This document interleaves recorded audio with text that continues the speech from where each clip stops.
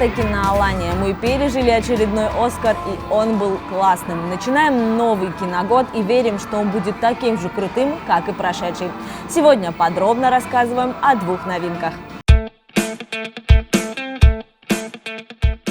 И первая – романтичная спортивная драма «Лед 2». Продолжение истории хоккеиста Саши и фигуристки Нади ждали многие.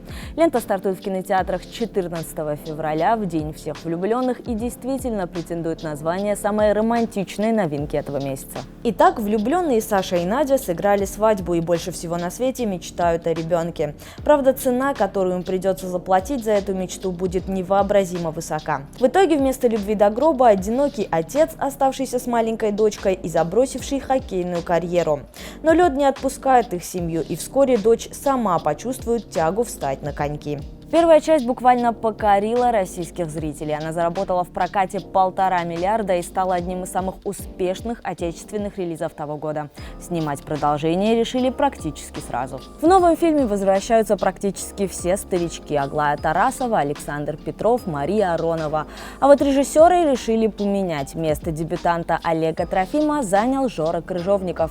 До этого он снимал одну из частей франшизы «Елки», а также «Горько» и «Самый лучший день». В этой части, как и в первой, прозвучат сразу несколько культовых песен. В частности, вас ждут «Аллилуйя любви» из рок-оперы «Юнона и Авось» и «Нас не догонят» группы «Тату». Второй «Лед» – эмоциональное, трогательное кино с уже полюбившимися героями. Это все та же романтичная сказка, которая идеально подойдет для похода в кино со второй половинкой. Вторая новинка куда менее романтичная и гораздо более отвязная. Развлекательно-криминальный боевик «Джентльмены». Крутое возвращение Гая Ричи к своим любимым темам – деньгам, бандитам, гопникам и наркотикам. Талантливый выпускник Оксфорда придумал нелегальную схему зарабатывания денег и отлично на ней поднялся. Но когда он решает продать свой бизнес влиятельному клану миллиардеров из США, на его пути встают не менее обаятельные, но жесткие джентльмены. Намечается обмен любезностями, который точно не обойдется без перестрелок и парочки несчастных случаев.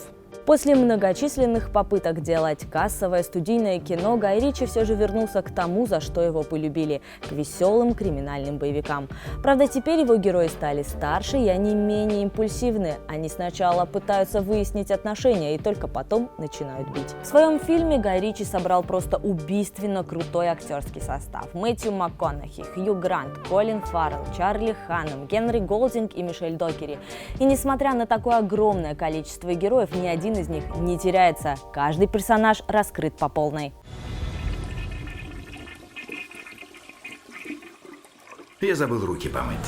«Джентльмены» определенно лучший фильм Гая Ричи за очень долгое время. Здесь есть все, за что режиссера так любят. Мордобой под лихую музычку, колоритные персонажи, неповторимая атмосфера криминального мира, не самый толерантный, но все же отличный юмор и запутанная история. В общем, старый добрый Ричи вернулся, поэтому ноги в руки и в кино. Его зовут Нах. В смысле, это реальное такое азиатское имя – Нах. Не надо! Давай, Нах, вставай, подымайся. Нах.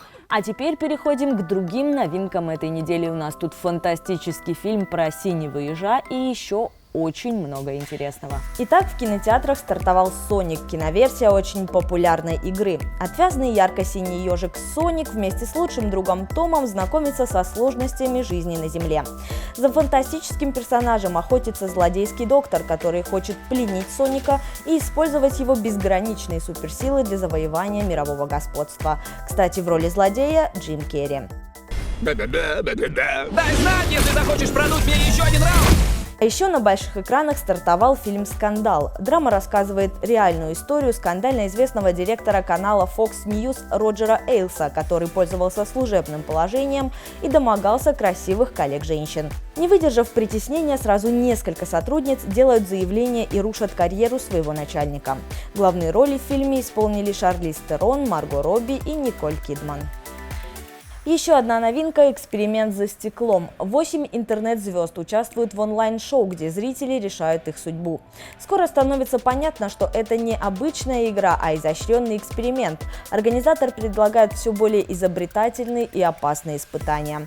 Как далеко зайдут герои, чтобы не оказаться внизу рейтинга и сохранить свою жизнь, узнаете в кино. Для детишек на больших экранах покажут мультик «Волшебный лес». Мышонок Мортен и его друзья живут в замечательном волшебном лесу и бед не знают, пока не появляется коварный хищник лис Марвин.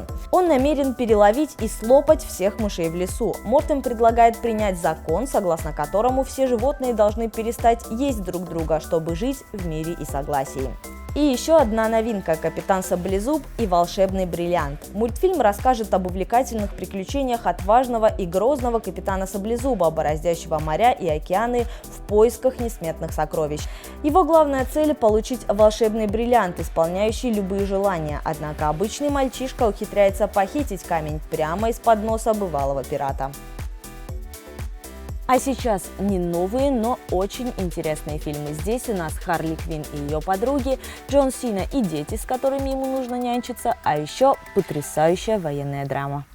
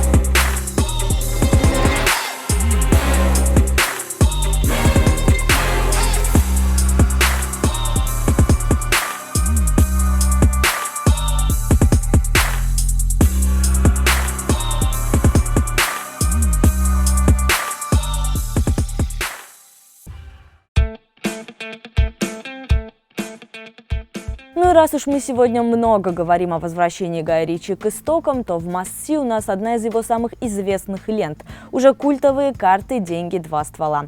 Этот фильм сделал из британца настоящую звезду и кумира поклонников криминального кино. Итак, представьте, 4 друзей решают подзаработать, и у них есть план. Они собирают 100 тысяч, отдают в руки одному из ребят и отправляют его на нелегальный покерный турнир, чтобы сыграть с местными мафиози.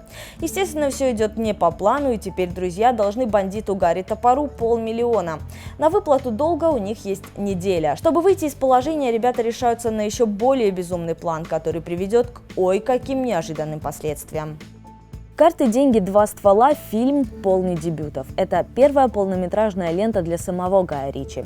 Здесь же свою первую роль в кино исполнил Джейсон Стэтэм, а еще бывший профессиональный футболист Винни Джонс. Свою кинокарьеру он тоже начал именно с этого фильма. Все они после этого стали суперзвездами. Главное в этом фильме, наверное, даже не история, полная абсурдных и уморительных поворотов, а герои. В фильмах Ричи каждый персонаж – отдельная творческая единица, важная для истории. 4 молодых ребят вряд ли можно назвать положительными героями, но то, что они до невозможности обаятельные и запоминающиеся – это факт. У нас всего 2 настоящих ствола. Они хоть стреляют? С водяными пистолетами то надежнее будет. Еще один момент, очень важный для фильмов Ричи – это диалоги. «Карты, деньги, два ствола» уже давно растаскали на цитаты, а некоторые сцены поклонники ленты даже заучивают наизусть.